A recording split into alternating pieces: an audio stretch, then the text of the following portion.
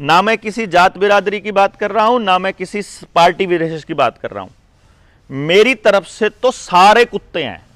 मैंने जिसको वोट दे रखा है वो भी, मतलब मेरे पिताजी ने जिससे दिया वो भी, क्योंकि वो आदमी नहीं बोला मेरे लिए, मेरा एमएलए नहीं बोला, मेरा जिला पार्षद नहीं बोला, मेरी जात का प्रधान नहीं बोला मेरे लिए, भाई मेरा किसान का प्रधान नहीं बोला मेरे लिए। मैं क्या करूं? मैंने उसको चौधरी बनाया था, मेरी खाप के प्रधान को मैंने चौधरी बनाया था।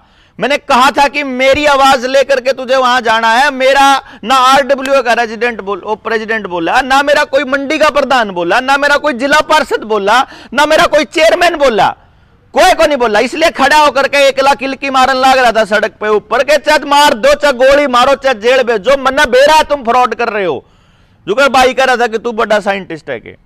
भाई साहब जिस टाइम पे साइंटिस्ट नहीं होया करते उस टाइम पे आपा गणे ठीक थे रहे। मतलब जो मैंने बात बताई है 1860 के अंदर, आप, मैं नहीं कह रहा हूं, वर्ल्ड की एक वेबसाइट है, यूनाइटेड नेशंस एक ऑर्गेनाइजेशन है, उसी की शाखा है आईएमएफ। आईएमएफ की वेबसाइट पर जाकर देखो, भारत के बारे में आंकड़े पता करो। भारत के बारे में आपको आंकड़े पता चलते हैं कि 1860 में जिस टाइम पे यह कहा जाता है कि मुगलों ने पूरा देश लूटा, यह कहा जाता है कि अंग्रेजों ने पूरा देश लूटा। 1600 ईस्वी में अगर ईस्ट इंडिया कंपनी भारत में आई थी, उसके आने के 200 साल बाद भी 1860 में भारत का जो एक्सपोर्ट है पूरी दुनिया का 48% है। यानी पूरी दुनिया में जितना एक्सपोर्ट हो रहा है उसका 48% कल्ला भारत करा करदा। आज के टाइम पे जो एक्सपोर्ट है 1% भी नहीं है। देखो जी कमाल की बात, उस टाइम पे पूरी दुनिया की जीडीपी का 25% अकेला भारत था, और आज पूरी दुनिया की जीडीपी का क्या परसेंट है जी विकास में? बेरा है 0.3% है भाई साहब।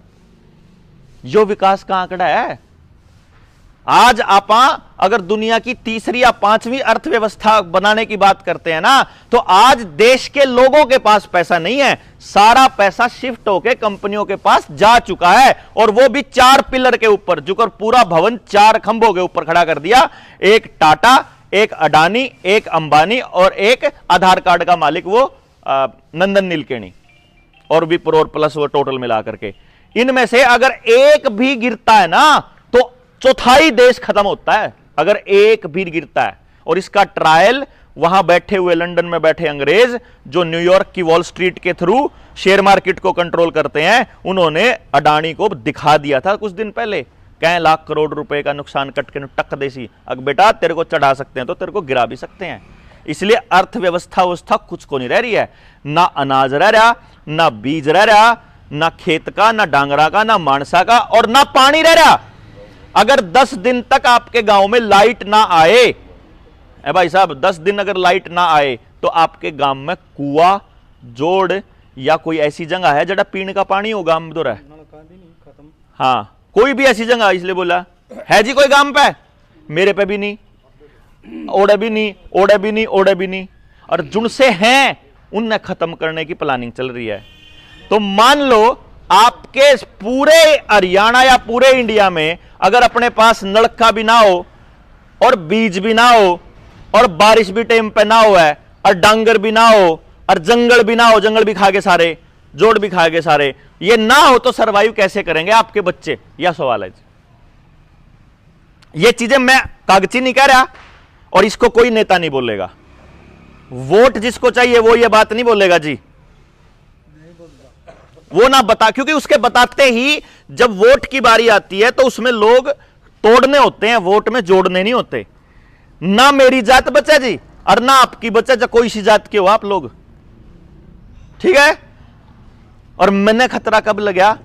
मैं सरकारी मास्टर था जी, 2012 में मैं नौकरी छोड़ गया। 9 महीने के बाद मैंने अपनी घरवाली की छुड़वा दी, वह भी सरकारी स्कूल में पढ़ाया कर दी। मैंने एक चीज नोटिस करी कि मैं मास्टर था स्कूल में, मैं पढ़ाना चाहता था, मैं काम करना चाहता